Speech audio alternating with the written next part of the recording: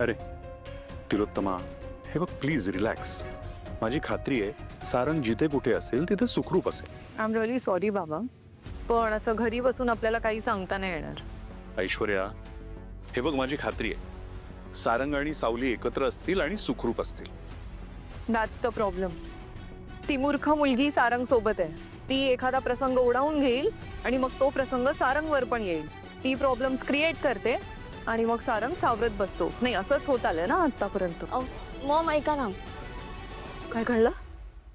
नाही, ऍक्च्युली मी हे विचारायला आले होते की उद्या उपवासाला फराळासाठी काय करायचंय.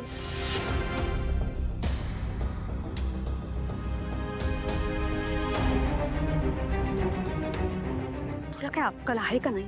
घरात काय चाललंय? सारंग कुठे सापडत नाही, त्याचा फोन सुद्धा लागत नाहीये आणि तुला उपवासाच्या फराळाची पडलीये.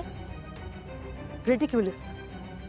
तसं नाही मॉम. अहो म्हणजे उद्या तुम्हाला साबुदाणा खायचा असेल तर मग साबुदाणा भिजत टाकायला ना. पण तुम्हाला उद्या जर बटाट्याचा खीस खायचा असेल तर कशाला उगाच साबुदाणा भिजत घालून वाया घालवायचा. नाही म्हणजे वरीचा तांदूळ आणि शेंगदाण्याची आमटी करायची असेल तर शेंगदाण्याचं कूट बी करावं लागेल ना. बरं जरी साबुदाणा खिचडी करायची असेल, उद्या घाई घाईत जर आम्ही शेंगदाणे बारीक करायला घेतले आणि राहिला एखादा टणटणी शेंगदाणा आणि अडकला तुमच्या दाढीत तर उद्या आम्हालाच बोलाल तुम्ही.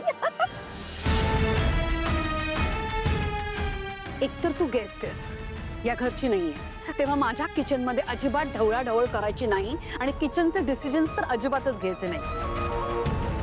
Okay? Mom you are right. तू लांब राहायचं, कळलं ना? मॉम ॲक्च्युली तारा उद्या काय करायचं हे विचारायला आली, कारण उद्या ऐन वेळेला गोंधळ नको व्हायला म्हणून. नाही म्हणजे एका माणसामुळे आपण रुटीन नाही ना थांबू शकत अख्ख्या घरचं, म्हणून ती विचारायला आली आहे.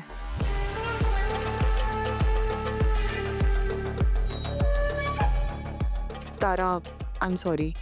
ॲक्च्युली मॉम सारंगसाठी स्ट्रेस्ड आहेत. तू चल ना, मी सांगते तुला. हा पण ती रताळ्याचं